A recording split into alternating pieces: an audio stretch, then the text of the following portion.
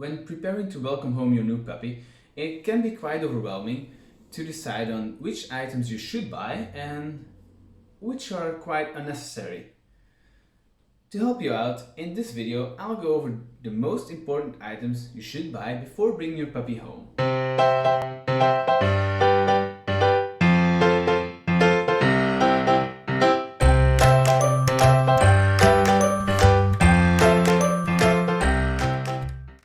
I will put the affiliate links of the items I'm describing in the description, but you can also visit a nearby pet store and support them, buy your items over there.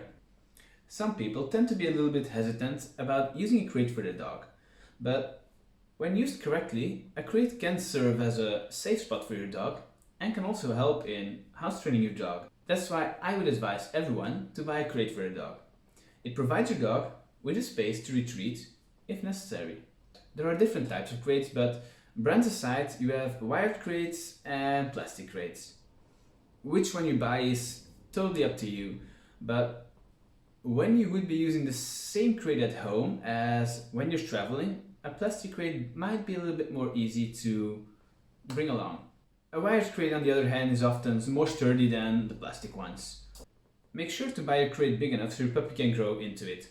Otherwise, you will be forced to buy a new one as your puppy grows. Since your crate will be an important training tool, make sure to take your time to pick one that fits you and your puppy. One of the most common mistakes new puppy owners tend to make is providing their puppy with too much freedom early on. A crate or a puppy pen can help in avoiding this mistake. Your puppy should be able to earn his freedom as he grows older. You're also going to need a leash and a collar or a harness for your dog.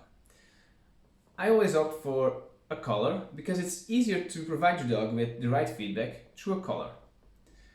With collars you have the metal buckle ones or the plastic ones. The metal buckle collars are often a lot more reliable than the plastic variants.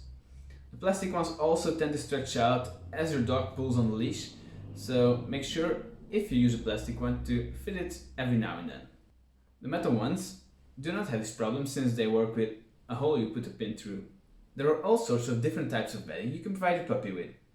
By having some places in your home where you put this bedding, it will give a clear indication for your puppy on where he can settle, where he can lay down for a while. While they're chewing on toys or falling asleep, they'll have a comfortable place to do so. Using bedding in a crate is always at risk. When doing so, make sure to keep an eye on your puppy while he's inside of the crate. Your puppy could start chewing the bedding or even rip it apart, and you don't want them to learn to destroy their bedding. Another common side effect of using bedding in a crate is that it is not really beneficial in house training your puppy. This is because when they have an accident, they can just push the bedding aside and lay comfortable next to it. Or sometimes the fluids even sip through the bedding and your puppy doesn't even notice he had an accident. You shouldn't remove the bedding immediately after one accident, but if your puppy keeps having these accidents, it could be beneficial to do so, even just for a while. Old blankets or towels can also serve this purpose and might be even more interesting when house training a puppy. Because when using blankets or towels, it's not that bad if your puppy rips it apart or chews on them.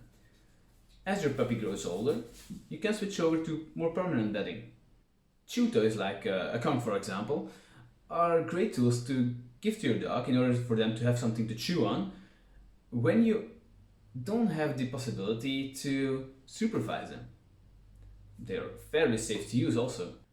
I'm a big fan of natural chew toys for your dog, in contrast to the plastic or rubber ones. Often they're less dangerous and more interesting for your dog. Just make sure that they do not splinter or break, and if they would, make sure to get rid of them immediately. When choosing chew toys, it's always better to go for one that's bigger instead of one that's too small. If it would be too small, the chances of your dog swallowing it whole or choking on it are bigger. Play toys or interactive toys serve the purpose of you playing with your puppy. This also means that you shouldn't leave them around your puppy at all times.